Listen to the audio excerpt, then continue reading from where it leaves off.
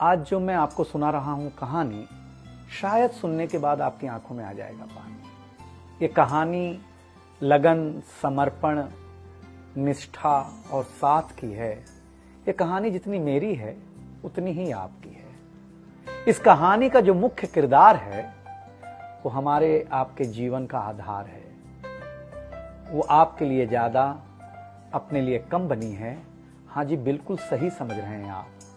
वो हमारे आपकी पत्नी है। वो हमारी आपकी पत्नी है। कभी आपने सोचा कि वो आप एक के साथ रिश्ता जोड़ा था, लेकिन एक के साथ रिश्ता जोड़ने के लिए उसने घर, गली, आंगन, मोहल्ला, सखी, सहेली, माँ बाप, न जाने कितनों रिश्तों से अपना मुंह मोड़ा था।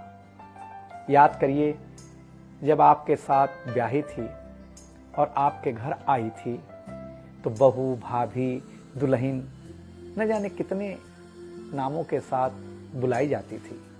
ये सुनकर के वो मन ही मन मुस्कुराए जाती थी।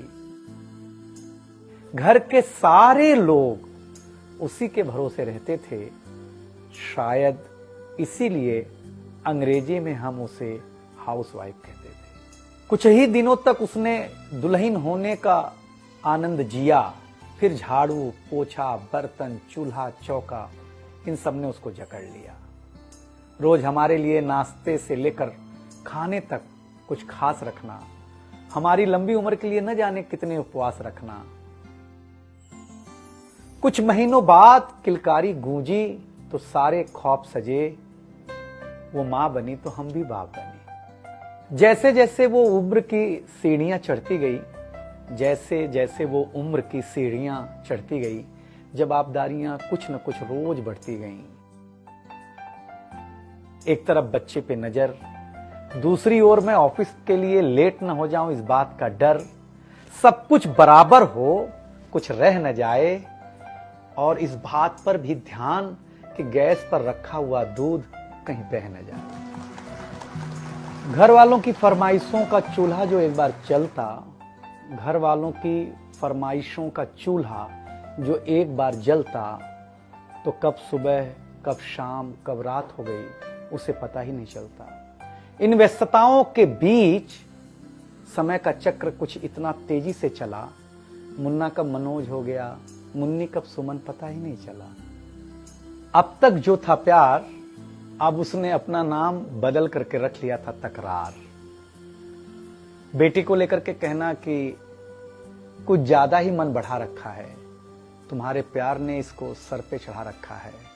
अब तो वो मुझे भी देने लगी थी ताना, अब तो वो मुझे भी देने लगी थी ताना, ऑफिस में ही रहा करो ना, 2-4 घंटे के लिए घर के आना। शादी के इतने दिनों बाद भी आज भी हमें सुनना पड़ता है कि न जाने कौन सा पाप किया था जो आपके साथ ब्याह किया था। और ये तो रोज की थी कहानी।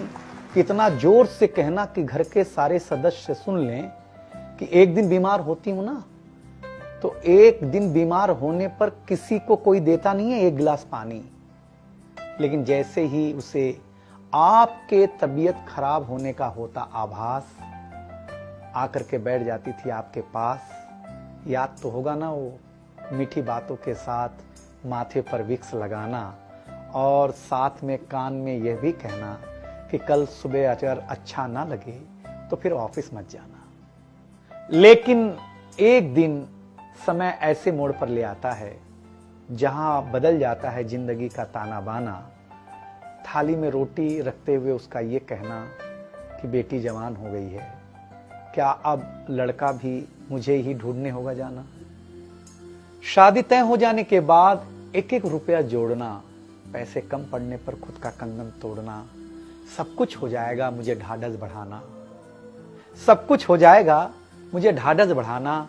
विवाह का गीत खुद रोते हुए गाना।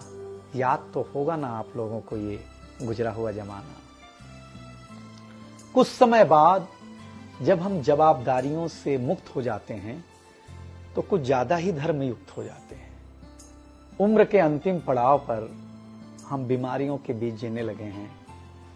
बिना शक्कर की चाय पीने लगे हैं।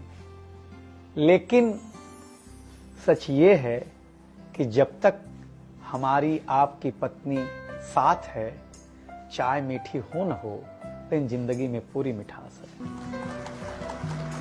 जबकि पत्नी के बारे में बहुत कम लिखा गया है, हर जगह मां का ही गुणगान है। मैं मानता हूं कि मां महान है, लेकिन आपके जीवन में आपकी पत्नी का भी महत्वपूर्ण योगदान है। तो आपसे निवेदन इतना सा है कि आप अगर घर पर हों या घर पर जाएं तो अपनी पत्नी का हाथ हाथ में रख करके संतोषानंद जी का लिखा हुआ एक गीत गाएं कि तू धार है नदिया की, मैं तेरा किनारा हूं, तू मेरा सहारा है, मैं तेरा सहारा हूं।